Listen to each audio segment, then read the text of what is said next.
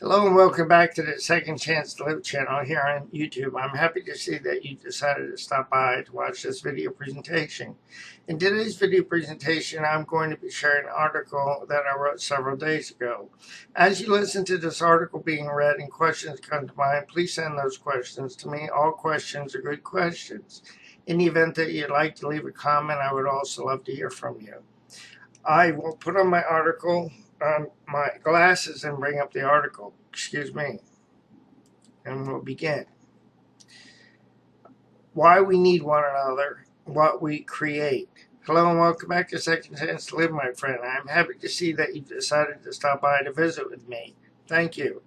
Recently, I felt led to share the below in an email to a friend. I feel led to share the content of the email with you because we need one another. May you see yourself in a new light as you read what I shared with her. The way that I look at it is that we are all just as important. Each individual is unique with gifts, talents, and abilities that other people may not possess.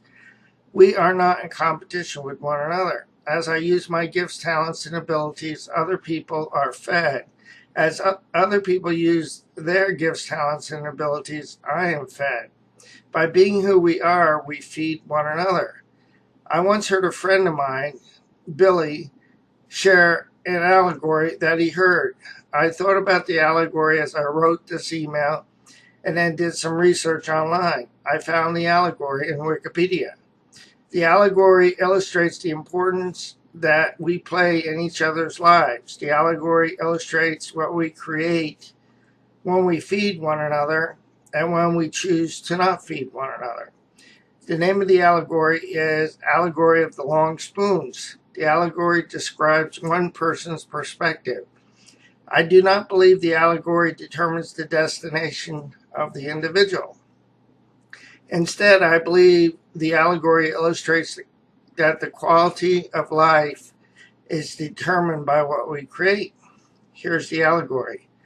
Rabbi Haim of Ramashak was an itinerant preacher. He traveled from town to town delivering religious sermons that stressed the importance of respect for one's fellow man. He often began his talks with the following story.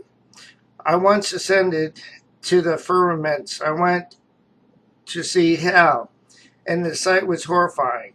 Row after row of tables were laden with platters of sumptuous food, yet the people seated around the table were pale and emaciated, moaning in hunger. As I came closer, I understood their predicament.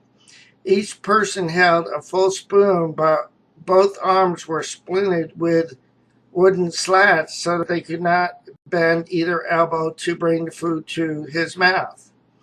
It broke my heart to hear the tortured groans of these people, of these poor people, as they held their food so near but could not consume it.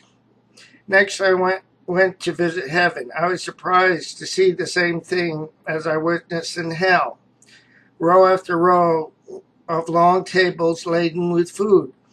But in contrast to hell, the people here in heaven were sitting contentedly, talking with each other, obviously sated from their sumptuous meal.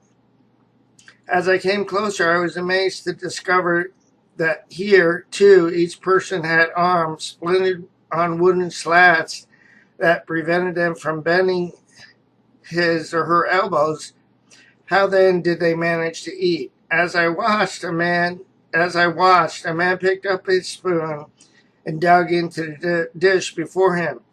Then he stretched across the table and fed the person across from him. The recipient of this kindness thanked him and returned the favor by leaning across the table to feed his benefactor. I suddenly understood heaven and hell offers the same circumstances and conditions. The critical difference is that in the way people treat one another. I ran back to hell to share this solution with the poor souls trapped there. I whispered in the ear of one starving man, "You do not have to go hungry. Use your spoon to feed your neighbor, and he will surely return his the favor and feed you. You expect me to feed the detestable man sitting across from me, said the man angrily. I would rather starve than give him the pleasure of eating. I then understood God's wisdom in choosing who is worthy to go to heaven and who deserves to go to hell. Again, I don't necessarily believe that this is what determines whether one person goes to hell over the other person. I believe that it's by grace through faith through Christ, what he did on the cross. But this allegory illustrates something, that as we use our gifts, talents, and abilities in ways that work for us that may not work for other people, in those ways, we feed one another. That is why we need one another, my friend. I cannot do the things you can do, and you may not be able to do the things that I can do, but collectively, we feed one another. I'll say so long for now, but before I do, let me encourage you with this. Please do not give up on yourself, a loving God, or your process, because more will be revealed in time. The pieces of the puzzle will come together in the correct order and at the right time. I'll say so long for now. God bless both you and your family. Have a great day. Thank you again for your time.